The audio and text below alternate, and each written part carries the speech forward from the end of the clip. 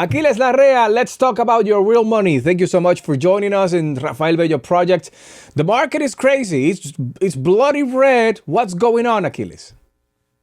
Yeah, we've seen the sharks have come out, right, getting rid of all the amateurs in the market. So what's happening here right now is that we're seeing a move to the downside, a move we call a corrective phase because we're in a corrective motion right now, means that the market is going down. We were down 2.37 before, now we're down 1 to 2% right now.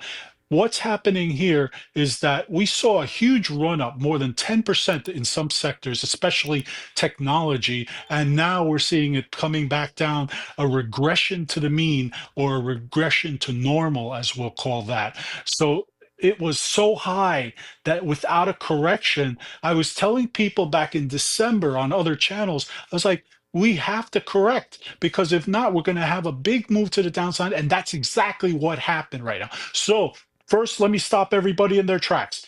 Don't go running for the hills yet. This is normal. This is how it has to be in the market. And if you understand that, you're not going to panic and sell when it's always going down.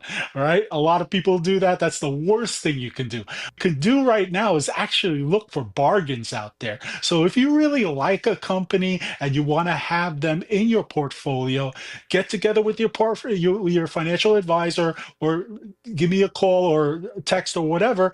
Feel free to reach out to me and I'll be able to put together something for you that makes sense in this type of market.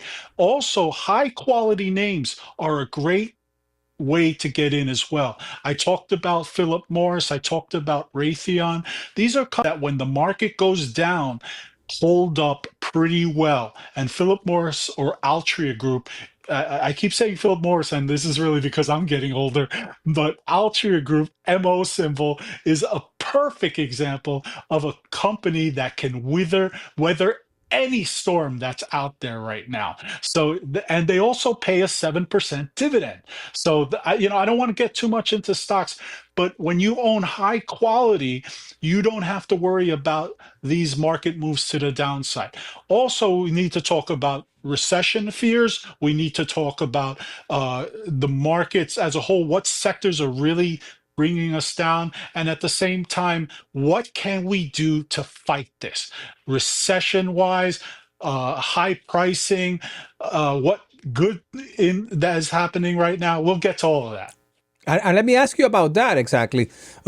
We've seen this market before going up and down. President Trump said it actually very accurately. It's not that common that we hear him talking very accurately about the market but he said it. Yeah, the market goes up and down, and that's true. But we've seen this before when he starts talking about tariffs, when he starts talking about things that are not necessarily friends of the market, it goes down. It's inevitable, but it could be avoided if we're not in a trade war with our biggest partners. Yeah, it's crazy how that is. He's talking about all these different things and trying to make these moves. Maybe he could have waited to make that happen, but no, he's there thinking, I've only got 4 years and, I'm going to move forward with this when there's some of the worst decisions out there. You start laying off people or getting rid of people in the government. Aren't you increasing inflation? Aren't you increasing the unemployment rate? Also, we're talking about the interest rates right now.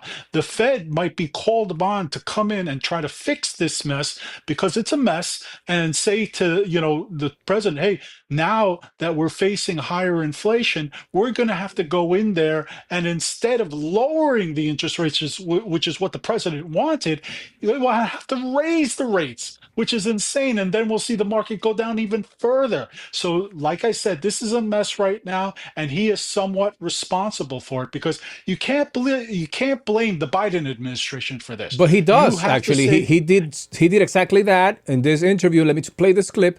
This weekend, he just said exactly that. Let's hear him say this.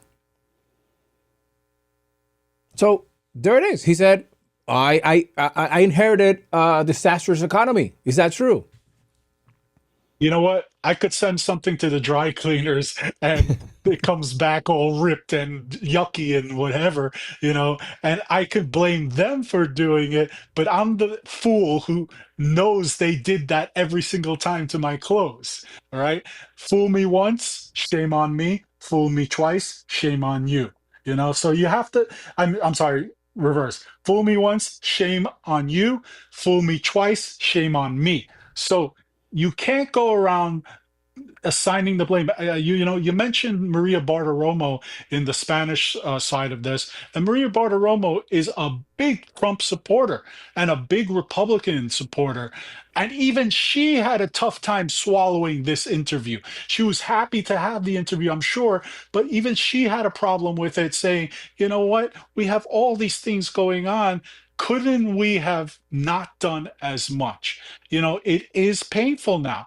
We also have to ask ourselves, why is President Trump not worried about the price of everything going up? I just look at the price of avocados this morning, and it is 60%.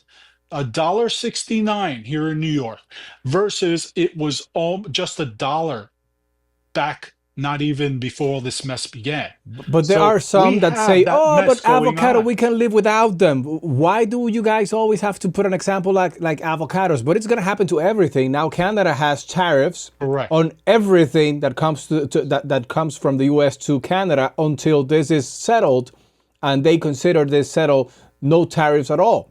And that's not what we see. Let's go back to that example. That's a great example. Canada gives us a lot of soft wood.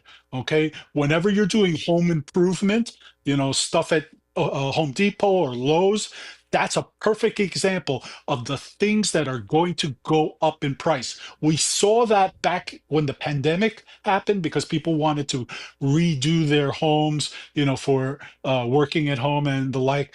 Well, we're going to have to do that at some point again, and it's going to cost us 40% more or 20 at the beginning, but I see it going up as high as 40% in those cases. So that's a And it can great even go example, higher. Rafael. The president, as I'm going to show in a graphic, said that he's thinking about a 250% on some goods to put more tariffs on Canada, the biggest partner of the US. Right. So, and if we go back to the market, let's tie these two dots together now. Let's draw a line there.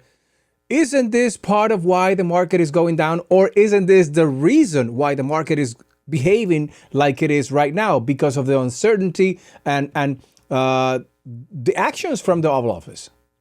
Yeah, the market hates uncertainty. And when you have uncertainty like we have right now, the tariffs, with the Fed interest rates, with the high price of living here, people are coming to me and saying, I don't know if I'm going to be okay, if it continues this way. And right now, we are in the midst of it. I don't see anything going back to normal pricing in a 3 to 6 month time period, unless he starts to reverse this policy that he has taken.